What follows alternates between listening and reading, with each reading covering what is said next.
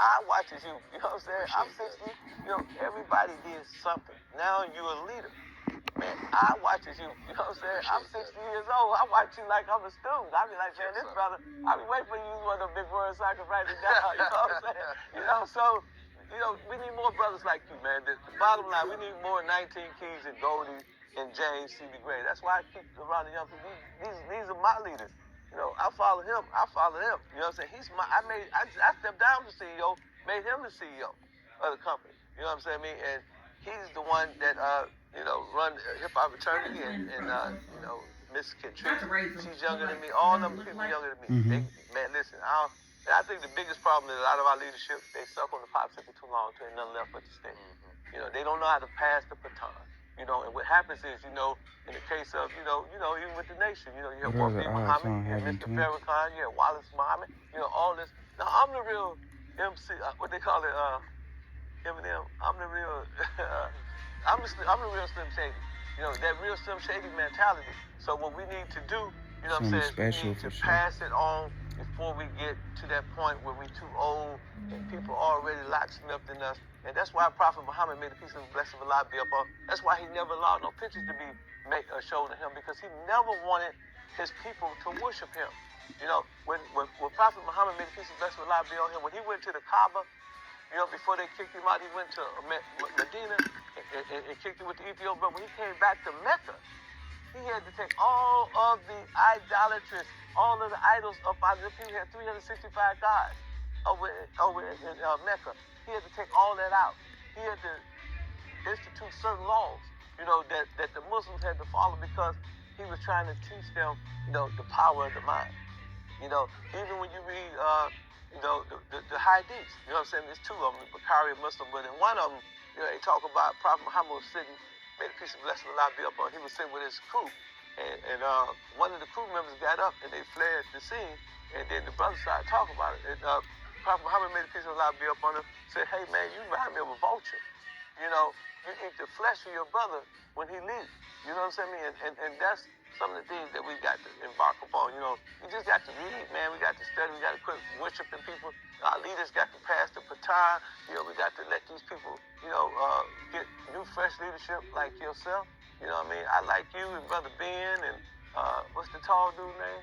RZA. I like Wesley Muhammad. I like what you brothers doing, man. You know what I'm saying? That's what we need. We need brothers like y'all, man. You know what I'm saying? I learned so much from Brother Ben. I remember I did a podcast with Ben. He had a little camera. It was back in Dallas, man. It was about 5 or 10 years ago, you know, before he got started, you know, and he was representing the Honorable Elijah Muhammad back in those days, the Minister Farrakhan. And Brother RZA, I love him too, but, you know, you my favorite. I'm sorry, Brother Ben. Well, let me get a little deeper and get back into some of the psychology of it all. First, I want you, if you can, define manipulation for me. Yeah, well, you know, a lot of times manipulation, you know, it falls up under the category when somebody try to, you know, have you do something against your will, or to manipulate you, or to con you, or to fool you, or to finesse you into doing something. You know what I'm saying? I mean, it's a mental thing. So, you know what I'm saying? I mean, you know, what we see in America, you know, with this politics, there's a lot of manipulation going on. I think it was Brother Umar Johnson, you know, he said something about, you know, it ain't even nothing to do with the vote. It's electoral college. You know, so the electoral college, you know, when you see Hillary Clinton in 16 getting the popular vote by 2 million, they picked Donald Trump. That's electoral college. Gore lost the election as well. Electoral college. That's manipulation. They're manipulating us into believing that we have a voice in this government. You know what I'm saying? But if we had a voice in government, if we vote somebody in, why that person don't go into the office? That's manipulation. You know what I'm saying? I mean, when you know, I mean, like you said, when we talked about you know, the record label paying these people extremely enormous amount of money to do certain songs and stuff like that, so it can cause a certain effect in our community and cause our children to act a certain way. That's manipulation. So manipulation comes in all sizes and disguises. But you know, you have to have manipulation. A lot of times, you got good manipulation too. You know that, right? You know, sometimes I used to manipulate my kids. You know how I used to manipulate them? I say, you know, if my son, little Kenny or Supreme, did some bad stuff, I give them 10 words. I make them write each one of them words. They got to write them 1,000 times. I was manipulating them into being smart. You know what I'm saying? So you can use it in a positive way. And that's how I use my manipulation on my children. You know, or I tell them certain things that we're going to do.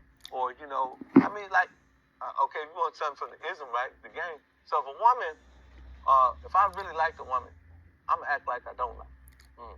You know what I'm saying? A pretty woman don't get no respect from me. And I don't mean it disrespectful. I mean, I don't sweat her. You know, I let her. You know, and I, like, a woman came up to me one time, she said, I'm 29. I said, I'm 60. You too young for me. And she said, I'm too young for you. I was playing with her, and that made her want to get with me even more because I told her that I'm not interested. That's a form of manipulation. You see what I'm saying? Yes, sir. I mean, by definition, manipulation is finding a clever way to get somebody to do something. Yeah. You know what I mean? So, yeah, it can be good or bad, depending on, because with children, parents manipulate all day. Like you talked about Kids politics, too, right? They manipulate all day. Marketing itself is manipulation, right? Otherwise, it wouldn't be no marketing, right? But we figure out psychology, whether it's selling something at $100 or selling at $99 or $99, because we know that people think about that as cheaper rather than $100. Yeah.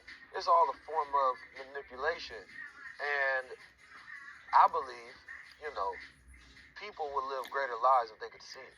But most people can't see it. Right. Deception is very powerful. Yeah. Right? We grew up and they called it tricknology. You feel me? And so that tricknology is everywhere, but most people don't have the eyes to see the tricknology. Right? Because most people are caught up in their emotions. When do you feel you're at your highest self? I feel like I'm at my... I feel like I'm a place. But I want to get into this book a little bit and your concept of human chess. Right. And of course it sounds like strategy to me. Right. So what is the concept of human chess? Well, I'll give you an example. Barack Obama, right? I talk about this in the book. So Barack Obama, he had to be a chess player to become the president of the United States. What did he do? He's a constitutional lawyer, right? So he went to Iowa. He campaigned only in Iowa. Only in Iowa. He got name recognition in Iowa. But he understands as a constitutional lawyer, if he gets the nomination in Iowa, then all other 52 states, all 50 states was in play. Hillary used to be in the presumptive nominee. You win Iowa, you win New Hampshire, and it's a rap.com. What he did was he disrupted the entire political system. And then by that time, once he won, he immediately galvanized the entire media. They said, this man, a black man, won Iowa, never done before, right? So he started getting unlimited amount of free press. They were just giving him press. And when he became a rock star. And all of us know that white folks are fanatical. You know, they see Michael Jackson, oh my God, they faint. They see Prince, oh my God, they faint. Now here this man is becoming a Prince and a Michael Jackson of the political arena, right? Now he's getting free press and everything. And then another slick thing that he did was that was a good human chess move. He got with Mark Zuckerberg, the dude that owned Facebook at the time. He allowed him the first time ever to put donation buttons on every one of all of us. I gave $2. $2 times a billion people raised him to $2 billion. Now he got more money than the Republican Party. Now he's a serious candidate. Sir, everybody's remember rinse it to him, but it took him a while. So she won New Hampshire quite naturally because, you know, we got to do it. But by the time that they ran, you got a 48-year-old man against a 60-year-old woman, and they running the entire country, who's going to become fatigued first? She became fatigued. She started saying she's seeing people shooting at her, tripping and stuff like that. And what he did was he kept on raising money. He went over to Europe. He's already a rock star. He made himself a rock star, and he became pronounced. And he started going to foreign countries, and he started looking like a diplomat, like he was a foreign diplomat. Then he came back to the United States, and when he finally won and beat Hillary and got the nominee, and he went against McCain, it was easy for him to beat him. You started seeing him spend $2-3 million for an hour commercial, sitting behind the Oval Office like the thing, showing the American, hey, look, an African American man can be the president, and he never became the angry black man. And you know that was very strategic, and that was human chess. How did you get to become a president and you don't have no money? We know money rules this. He was the first one to break the Da Vinci Code. Small donations. Now look at Kamala Harris, but she made $100 million off of small donations. Well, she had big donors, and some of them gave. She played the game of momentum. Yeah. You know what I mean? To where. Him and Chess, right? Yeah, him and Chess for sure, because she used and leveraged the news of 40,000 black women, 100,000 black men, 100,000 white dudes. They only raising like 1 to 2 to 3 million, but she already got the war chest from Biden, but she needs to make it seem like it's a people's movement. Right. So yeah, she definitely playing chess on how she leveraged the money she get from the people. That's small. The money she gonna get from Silicon Valley and all of those other big players, that's the money that controls. Right. Let me tell you how I play chess. So, remember when I was on all them albums? So, what I did was I did a movie called Pimp Policy. And only I said, I am the intro and outro man for all rappers. I dispersed that rappers, that movie called The Cruise. Jermaine Dupri called me, this was in 2016, I want to be on the albums called Instruction. Only I said, www.50ken.com. The next one I said www.50ken.net. I know Jermaine Dupri is the chess move. He's the main dude. He just did a song with Jay-Z, Money in the Thing. So I knew he was the target. I targeted him. I hung out where he hung out at. Eventually he picked me. And then once he picked me, then Too Short came. Then Lil Jon came. You know, all them out at www.50ken.net. Sell it to a drift out wet. So all that was sending people to my website. That was the chess move up, and also was giving me a household name. And I did the thing with 50 Cent.